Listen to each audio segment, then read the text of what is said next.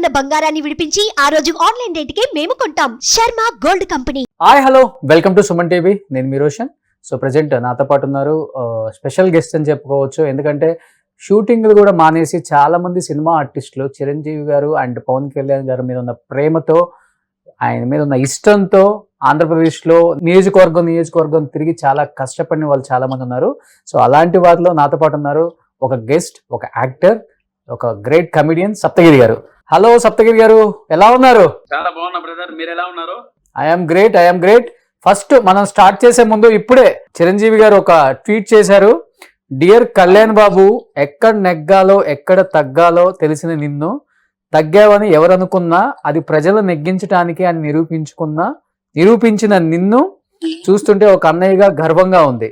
నువ్వు game changer మాత్రమే కాదు, మ్యాన్ ఆఫ్ ద మ్యాచ్ అని కూడా అందరూ నిన్ను కొనియాడుతుంటే నా హృదయం ఉప్పొంగిపోతుంది. నీ కృషి, నీ త్యాగం, నీ ధ్యేయం, నీ సత్యం జనం కోసమే. ఈ అద్భుతమైన ప్రజా తీర్పు రాష్ట్ర భవిష్యత్తు కోసం, ప్రజల కోసం, ప్రజల సంక్షేమం కోసం, అలాగే నీ కలల్ని, నువ్వు ఏర్పరచుకున్న లక్ష్యాలని నిజం చేసే దిశలో నిన్ను నడిపిస్తాయని ఆకాంక్షిస్తూ, ఆశీర్వదిస్తూ, శుభాభినందనలు. నువ్వు ప్రారంభించే ఈ కొత్త అధ్యాయంలో నీకు శుభం కలగాలని, విజయం సాధించాలని మనస్ఫూర్తిగా ఆశిస్తున్నాను. సో ఇప్పుడే చిరంజీవి గారు ట్వీట్ చేశారనమాట. ఎలా అనిపిస్తుంది సప్తగిరి గారు ఈ విక్టరీ? హ్యాట్స్ ఆఫ్ టు మా మెగాస్టార్ చిరంజీవి గారి కంటే నిజంగా ఆయన పాదాలకు నమస్కరిస్తున్నాను.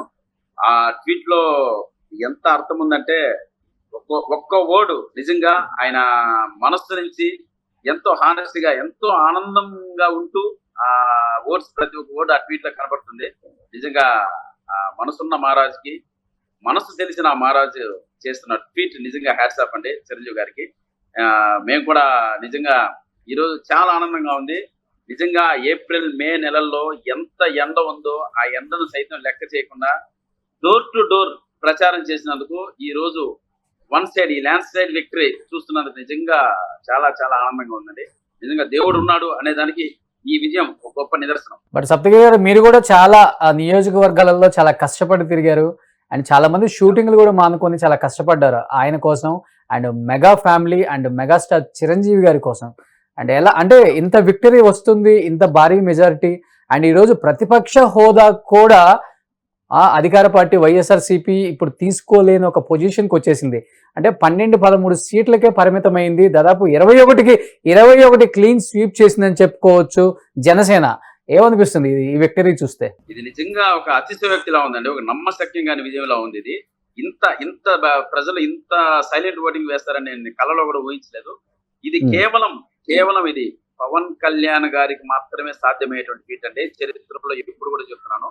ఎందుకోసం అంటే అదే ఇందాక మన మెగాస్టార్ చిరంజీవి ఎక్కడ నెగ్గాలో కాదు ఎక్కడ తగ్గాలో తెలిసిన వ్యక్తి మన పవన్ కళ్యాణ్ గారు.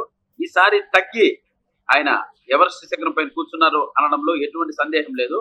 కాకపోతే మేము తిరిగిన ప్రతి చోట, అంటే నేను చాలా రూరల్ ఏరియాలకు వెళ్ళానండి, ఆ పిఠాపురం కావచ్చు, చాలా ఏరియాలు, అక్కడ వాళ్ళందరూ నాకు చెప్పిన మాట ఒకటేనండి, ఈసారి చూసేద్దామండి అనే ఒక ఓటు నాకు బలంగా వినపడింది. అంత వ్యతిరేకత రావడానికి గల కారణం ఏమనిపించింది మీకు? అంటే మీకు షేర్ చేసుకుంటారు కదా సినిమా వాళ్ళు, మీరు మీతో ఏదన్నా షేర్ చేసుకుంటారు, అంత ప్రజా వ్యతిరేకత ఏం కనిపించింది? మీరు రూరల్లో తిరిగారు కాబట్టి. ప్రజా వ్యతిరేకత ఏం కనపడిందంటే, నాకు తెలిసినంత వరకు మాత్రం మద్యం విషయం, ఇసుక విషయం చాలా గొప్పగా దెబ్బ కొట్టింది అన్నది. వాళ్ళని కోలుకోలేని దెబ్బ కొట్టింది. ఎందుకంటే ఈ మద్యం, ఈ ఇసుక అనేది కింద బిలో పూర్ నుంచి ఒక మిడిల్ క్లాస్ వరకు ఎంత అవసరం అన్నది, వాళ్ళు ఎంతలా దానికి కట్టుబడి ఉంటారు అనే దానికి, వాళ్ళు వ్యతిరేకత ఏ విధంగా ఉంది వాళ్ళ పైన అనే దానికి ఈ విజయం 100% నాకు అక్కడ కనపడిందండి. అంటే ఆ బీర్లు తాగలేకపోతున్నాం అంటే ఓపెన్ గా చెప్తున్నాను నేను, ఈ మాట చెప్పొచ్చు. మేము ఇల్లు కట్టుకోవడానికి మాకు ఇసుక లేదు, ప్లస్ ఇవన్నీ ఎక్కువ చెప్పారండి. ప్లస్ ఇంకో విషయం కూడా ఏంటంటే, ఓపెన్ గా చెప్తున్నాను, మత మార్పిడి అనేది కూడా చాలా బలంగా పనిచేసిందండి. ఓకే, ఇది రూరల్ ఏరియాలో చాలా బలంగా పనిచేసింది. ముఖ్యంగా మీరు తిరుపతి వాసులు కాబట్టి నిజంగా మీ జిల్లా వైసీపీకి కంచుకోవడం చెప్పుకోవచ్చు, చిత్తూరు జిల్లా.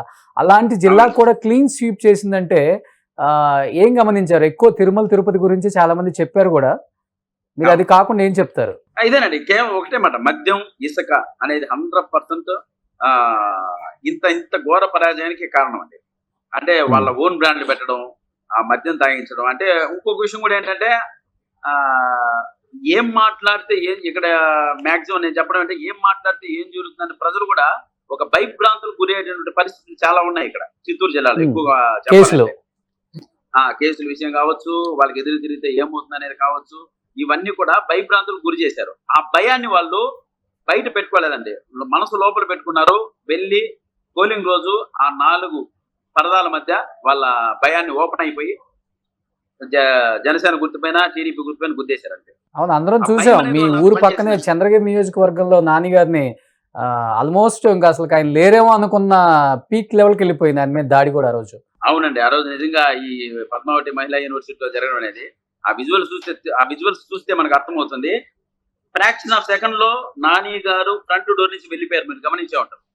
అవును, ఆ ఫ్రాక్షన్ ఆఫ్ సెకండ్ నాకు నిజంగా చాలా భయం వేసింది. సో దేనికైనా దేవుడు అనేవాడు ఉంటాడు, చూస్తాడు కదండి. దేవుడు అంటే గెలిపోవటములు అనేది ఏ పార్టీలకైనా కామన్. ఒకసారి వాళ్ళు ఒకసారి వీళ్ళు వచ్చే అవకాశం ఉంటుంది. కానీ అంటే నాకు తెలిసి ఆంధ్రప్రదేశ్ చరిత్రలోనే ఇంత ఇంత దారుణమైన ఘోర పరాజయం అనేది మూటగట్టుకున్నారు కదా.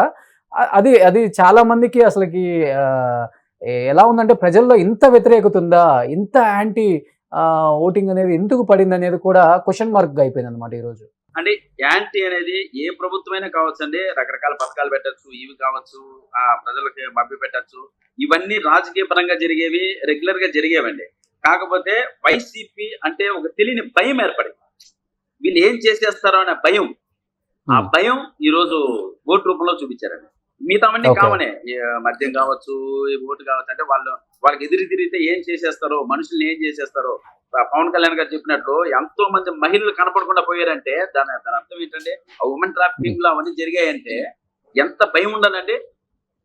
ఓకే, మహిళలు కనపడకుండా ఉమెన్ ట్రాఫికింగ్ ఇట్లా తరలిస్తున్నారు, కొంతమంది కనపడడం లేదు అనేది ఎంత భయం గొప్పే విషయం అది. ఐ థింక్ సినిమా ఇండస్ట్రీ అంతా చాలా ఆనందం వ్యక్తపరుస్తున్నారు. ప్రతి ఒక్కరు కూడా ట్వీట్ చేస్తున్నారు, వాళ్ళ విషెస్ చెప్తున్నారు పవన్ కళ్యాణ్ గారికి. ఎందుకంటే ఆయన గెలవటం, ఆయన గెలిపించుకోవటం మన ధర్మం, మన బాధ్యత అని చెప్పి చిన్న ఆర్టిస్టు పెద్ద ఆర్టిస్ట్ అనే తేడా లేకుండా ప్రతి ఒక్కళ్ళు కూడా పిఠాపురం అండ్ జనసేన క్యాండిడేట్స్ కూడా చాలా సపోర్ట్ చేశారు. ఎందుకంటే వ్యక్తిగతంగా ఏమి ఆశించరు ఆర్టిస్టులు. ఎందుకంటే ఒక పార్టీకి ఏదో 5 సంవత్సరాలు మనకు ఒక నామినేటెడ్ పోస్ట్ వచ్చి మనం ఏదో అనుకుంటారు కదా, అదేముండదు. సినిమా ఆర్టిస్టులు ఏంటంటే ఎంతసేపు ఉన్నా కానీ స్వలాభం కోసం చేయరు. వ్యక్తిగతంగా మనిషి అమితంగా ప్రేమిస్తేనే చేస్తారు.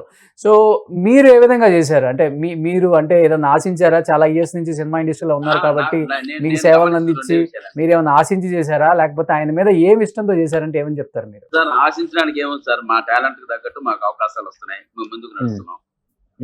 ఇండస్ట్రీలో టాలెంట్ డెఫినెట్ గా మంచి మంచి అవకాశాలు వస్తాయి. ఇక్కడ ఎవరో రికమెండ్ చేస్తే ఎవరికి ఎటువంటి అవకాశాలు రావు, ఉండదు. అవును. సో అది కాబట్టి మా టాలెంట్ ఉంది, మాకు అవకాశాలు వచ్చాయి. సో వ్యక్తిగతంగా మేము కోరుకునేది ఏంటంటే నిజంగా పవన్ కళ్యాణ్ గారు, నేను జస్ట్ ఒక చిన్న విషయం మీకు తెలిసే ఉంటుంది, నా సప్తగిరి ఎక్స్ప్రెస్ సినిమాకి పవన్ కళ్యాణ్ గారు చీఫ్ గెస్ట్ గా వచ్చారు. అవునండి.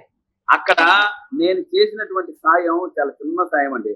నా సప్తగిరి ఎక్స్ప్రెస్ సినిమాకి నేను కాటమరాయుడు అనే టైటిల్ పెట్టుకున్నాను. ఆయన కాటమరాయుడు అనే సాంగ్ పాడాడు కాబట్టి నేను ఆ టైటిల్ పెట్టుకున్నాను.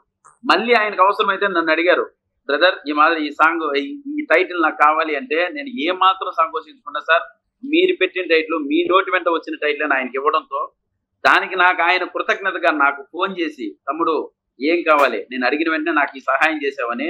నేను చేసింది వెంట్రుకవాస అయితే ఆయన నాకు కొండంత చేశారు. అదే సప్తగిరి ఎక్స్ప్రెస్ అనే సినిమాకి పవన్ కళ్యాణ్ గారు చీఫ్ గెస్ట్ గా వచ్చారు. అంతకన్నా ఒక గొప్ప వ్యక్తి ఉంటాడా అండి? ఆ రోజు ఆ సినిమా ఎంత విజయం సాధించిందో నాకు తెలుసు, ఎంత కలెక్షన్ చేసిందో నాకు తెలుసు, దాని ద్వారా డిస్ట్రిబ్యూటర్లు అందరూ ఎంత లాభపడ్డారో నాకు తెలుసు. సో నేను చేసిన వెంట్రుకవాస సహాయానికి ఆయన కొన్నంత సహాయం అన్నది అంతకన్నా హృదయం ఉన్న వ్యక్తి, మానవత్వం ఉన్న వ్యక్తి ఉంటారంటే. సో దీంతో వన్ సైడ్ అంటే ఎవరైనా సరే అంటే పవన్ కళ్యాణ్ గారితో ఓపెన్ గా చెప్పాలంటే లవ్ లో పడిపోతారు అంతే. ఆయనతో ఒక్కసారి, ఎందుకంటే ఆయన కూడా మాలాగా ఒక మధ్య తరగతి కుటుంబం నుంచి వచ్చిన వ్యక్తి కాబట్టి ఆ మధ్య తరగతి కుటుంబాల్లో ఉన్న కష్టాలు తెలుసు, వాళ్ళ మనస్తత్వాలు తెలుసు, వాళ్ళ ఆలోచన విధానం తెలుసు, వాళ్ళు ఎటువంటి వారికి సంతోషంగా ఉంటారనే ఇవన్నీ తెలుసు కాబట్టే మాలాంటి వారికి ఆయన ఎప్పుడు అండగా ఉంటారండి. సో సప్తగిరి గారు, అంటే పవన్ కళ్యాణ్ అనే నేను కొన్ని కోట్ల మంది కళ అనుకోండి, ఇది వేరే విషయం. అండ్ ముఖ్యంగా మీరు దగ్గరగా ఉంటారు, ఆయనతో యాక్ట్ చేశారు, మమేకమై ఉన్నారు. పవన్ కళ్యాణ్ గారిని ఎలానో ఊహించుకుంటారు కదా, మీరు ఎలా ఊహించుకుంటున్నారు రేపు పవన్ కళ్యాణ్ గారిని? ఒక డిప్యూటీ చీఫ్ మినిస్టర్గా ఊహించుకుంటున్నారా, ఒక హోంమంత్రిగా ఊహించుకుంటున్నారా? ఇలా ఉంటే పవన్ కళ్యాణ్ గారికి బాగుంటుంది, ఇలా ఉంటే ఆయనకు సెట్ అవుతుంది, ఈయన పర్ఫెక్ట్గా ఉంటారు అనేది ఏమన్నా మీకు ఎప్పుడైనా అనిపించిందా? 100% అండి. ఆయన గొప్ప ఉన్నతమైన స్థానంలో చూడాలి. ఒకే విషయం చెప్తున్నాను, ఒక సినిమా చేస్తే 100 కోట్ల రెమ్యునరేషన్ తీసుకునే ఆయన ఏమి ఆశించకుండా ఈ రోజు ప్రజల కోసం ఇంతలా తిరిగి ఈ రోజు ఒక గవర్నమెంట్ ఫామ్ చేసే స్థాయికి తీసుకొచ్చి కింగ్ మేకర్ అయ్యారు అంటే 100% అటువంటి వ్యక్తి ఒక ఉన్నతమైన స్థానంలో ఉన్నారంటే దిగువ మధ్యతరగతి కుటుంబాలు 100% వాళ్ళందరూ ఆర్థిక అభివృద్ధి అనేది గట్టిగా స్థిరపడుతుందని నేను నమ్ముతాను. ఎందుకంటే ఆయన కూడా అటువంటి ఫ్యామిలీ నుంచి వచ్చారు కాబట్టి ఆయన ఒక గొప్ప స్థానంలో చూడాలి, ఒక గొప్ప పదవిలో చూడాలని మనస్ఫూర్తిగా కోరుకుంటాను. సో చిరంజీవి గారి సినిమాలో చెప్పినట్టుగా ఒక డైలాగ్ ఉంది, బాక్స్ బద్దలైపోయింది. ఈ రోజు అదే అయింది అనుకోవచ్చు. ఇంకా అదంటే బాక్స్ బద్దల కన్నా ఎక్కువ మాట్లాడానండి. అది నా తెలిసి నేను ఒక 2 ఎలక్షన్లు 3 ఎలక్షన్లు చూసించాను. నాకు మెచ్యూర్డ్ అయిన తర్వాత, అంటే నేను ఒక ఇంటర్మీడియట్ తర్వాత నాకు ఏంటి ఎలక్షన్లు ఏంటి ఇవన్నీ అని నేను గమనించే స్థాయికి వచ్చిన తర్వాత చూసిన ఎలక్షన్ లో ఇటువంటి వ్యక్తి ఇంకా చరిత్ర చూడదు, చరిత్రలో రాదండి. అవును. మీ స్టైల్లో ఈ ఒక డైలాగ్ చెప్పండి. ఈ విక్టరీని చూసి మీరు చాలా సినిమాలు చాలా అద్భుతంగా యాక్ట్ చేస్తారు, చాలా మంచి డైలాగ్స్ చెప్తారు. ఈ విక్టరీ ఒక్కొక్కరికి సుస్తు పోయించింది, గులాబ్ జాములు గలగల్లాడించింది అంటే దానికి తిరిగిలేదు. సో అండ్ ఇంకొకటి మీకు బాగా ఇష్టమైన బాలకృష్ణ గారు కూడా హ్యాట్రిక్ కొట్టారు, ఏం చెప్తారు? అయ్యో అసలు తిరగలేదు. నాకు యాక్చువల్ గా ఈసారి నేను సీట్ గట్టిగా ఆశించానండి. నిజంగా బాలకృష్ణ గారు నన్ను పిలిచి, తమ్ముడు అర్థం చేసుకో, ఈసారి కాదు, నువ్వు చాలా చిన్న వయసుడివి, 100% నీకు చాలా భవిష్యత్తు ఉంది, నేను చెప్పినట్టు ఏంటనే ఆ తర్వాత నేను సరే గురుగారు మీరు ఎలా చెప్తే అలా అని నేను సైలెంట్ అవ్వడం జరిగింది. సో ఆ తర్వాత ప్రచారాన్ని పిలిచారు కూటమికి, నేను వెళ్ళి ప్రతి చోట నా సాయ శక్తిలా నేను ఎంత సాయం చేయగలను అంత సాయం చేశాను. సో ఈ రోజు ఈ వ్యక్తి అనే దాంట్లో నేను కూడా ఒక చిన్న ఉన్నత సాయం అందుకు ఆ వెంకటేశ్వర స్వామికి మరియు ఈ కూటమికి ఎప్పుడు రుణపడి ఉంటాను. సో సీట్ ఎక్స్పెక్ట్ చేశారు మీరు కూడా ఈసారి కూటమి నుంచి? అవును, సీట్ ఎక్స్పెక్ట్ చేశాను. ఆల్మోస్ట్ కన్ఫర్మ్ అయ్యి లాస్ట్ స్టేజ్ లో కొద్దిగా మిస్ అయింది. దానికి నియోజకవర్గం నుంచి సప్తగిరి గారు నేను చిత్తూరులో ఒక స్థానం నుంచి అడిగానండి. చిత్తూరు డిస్ట్రిక్ట్ లో ఒక అడిగాను, చిత్తూరు ఎంపీ గానీ ఇంకొక అడిగాను. ఓకే, అది పెద్దలందరూ నన్ను కలిసి, తమ్ముడు మంచి వయసు ఉంది నీకు, ఇప్పుడేమో తొందరపడద్దు, మేము చెప్పినట్టు వినన్నారు. రైట్ సార్, మీరు ఎలా చెప్తే అలా వింటాను, ప్రచారం చేయమన్నారు, చేశాను. Okay, so last and final గా ఇంత విక్టరీ ఇచ్చారు ఆంధ్రప్రదేశ్ రాష్ట్ర ప్రజానీకం, అట్ ది సేమ్ టైం జన సైనికులు అండ్ ముఖ్యంగా మీరు తిరిగిన నియోజకవర్గాలు మమేకమైపోయి ఉన్నారు కాబట్టి మీరు ఏం చెప్దాం అనుకుంటున్నారు లాస్ట్ అండ్ ఫైనల్ గా? ఇంతటి ఘన విజయాన్ని అందించిన అందరూ కూటమిని నమ్మి, బలంగా ఆ మేనిఫెస్టోని నమ్మి సైలెంట్ ఓటింగ్ చేసిన ప్రతి ఒక్కరికి శిరస్సు ఉంచి సాష్టాంగ నమస్కారం చేస్తున్నానండి. ఇది గవర్నమెంట్ ని గెలిపించడం కాదు, ఇది కూటమిని గెలిపించడం కాదు, ప్రతి వ్యక్తి తనను తాను గెలిపించుకున్నాడు. ఈ గెలుపుతో తనను తాను గెలిపించుకున్నాడు. కాబట్టి డెఫినెట్ గా ఈ కూటమి వల్ల రేపు బంగారు భవిష్యత్తు ఈ ఆంధ్రప్రదేశ్ వస్తుందని మనస్ఫూర్తిగా కోరుకుంటాను. డెవలప్మెంట్ అండ్ సంక్షేమం రెండూ కలిపి ఒక కొత్త ఆంధ్రప్రదేశ్ మనం చూడబోతున్నాం. దానికి అందరూ సగర్వంగా జైకొట్టాలి. Thank you so much Saptagiri garu live లో జాయిన్ అయినందుకు.